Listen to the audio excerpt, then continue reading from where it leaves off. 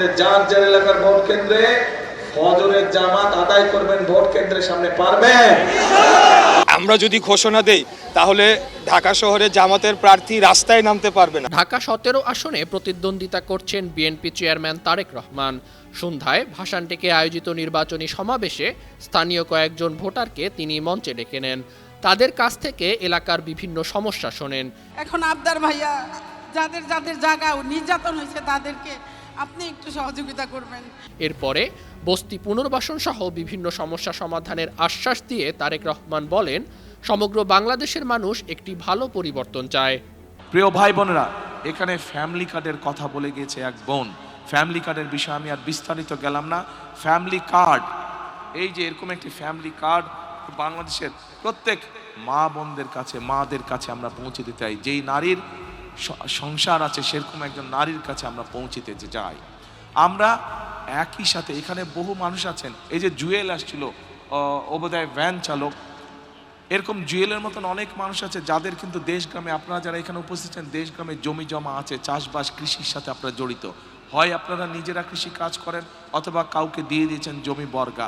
অর্থাৎ বাংলাদেশের কৃষকদের আমরা একটি কৃষি কার্ড দিতে চাই, যেটার মাধ্যমে তারা সহজে কৃষি ঋণ পাবে, কৃষি ইন্স্যুরেন্স থাকবে, কৃষির বিভিন্ন সার বীজ বিভিন্ন বিষয় তারা পাবে।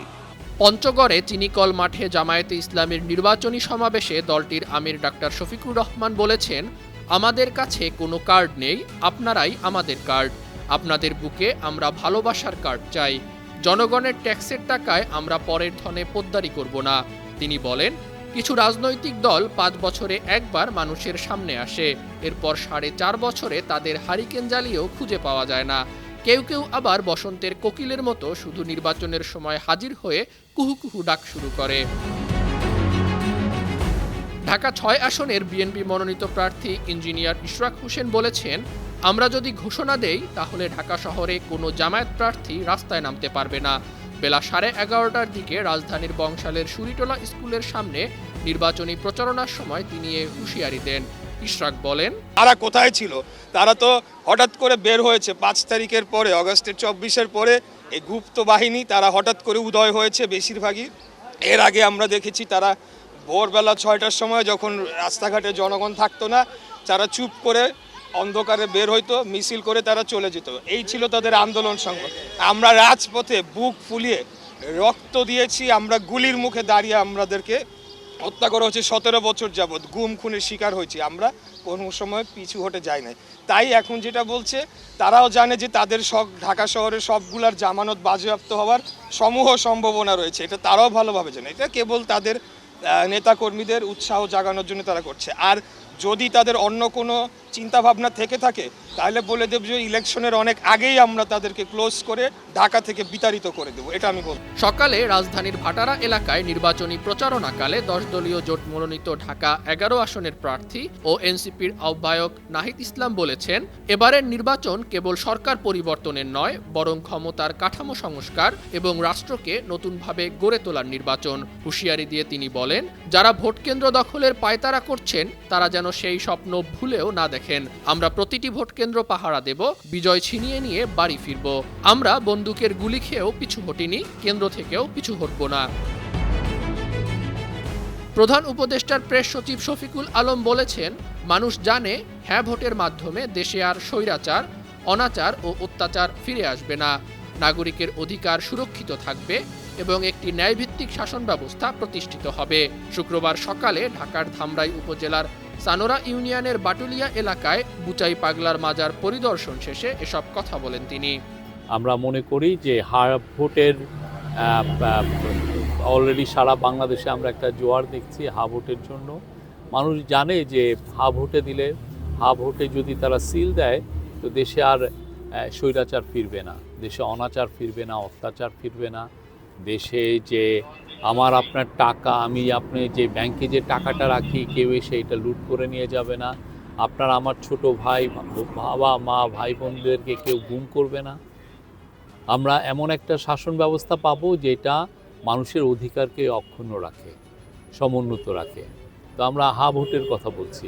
গণ অধিকার পরিষদের সভাপতি এবং পটুয়াখালী ৩ গলাচিপা ১০ মিনা আসনে বিএনপি সমর্থিত প্রার্থী নুরুল হক নূর বলেছেন, বিএনপি তো অফিসিয়ালি গণ অধিকার পরিষদকে এই আসনে সমর্থন দিয়েছে। এই অঞ্চলে বিশেষ করে বিগত নির্বাচনগুলোতে নৌকা ও ধানের শীষের নির্বাচন হতো। এবার ব্যালটে নৌকা নাই, ধানের শীষ নাই, ট্রাকই হচ্ছে নৌকা এবং ধানের শীষের প্রতিনিধি। এলাকার সন্তান হিসেবে উন্নয়নের জন্য ট্রাক মার্কায় ভোট চান তিনি। গতকাল রাত ৩টায় ঢাকা সিলেট মহাসড়কের নরসিংদীর বাসাইলে পৌর পার্ক সংলগ্ন এলাকায় নির্বাচনী সভায় বিএনপি চেয়ারম্যান তারেক রহমান বলেন, এই দেশটাকে তো নতুন করে গড়তে হবে। একজন তো দিল্লি গেছে, আরেকজন তো কিছু হলেই পিন্ডি চলে যায়। খালেদা জিয়াই বলেছেন, এ দেশের মাটি আমার ঠিকানা। দেশের কি অবস্থা একটু আগেই প্রথম দিকে বলেছি, মানুষের ব্যবসা বাণিজ্য, চাকরি বাকরি, রাস্তাঘাট সব ধ্বংস পেয়ে গিয়েছে। এই দেশটাকে তো গড়তে হবে, তাই না?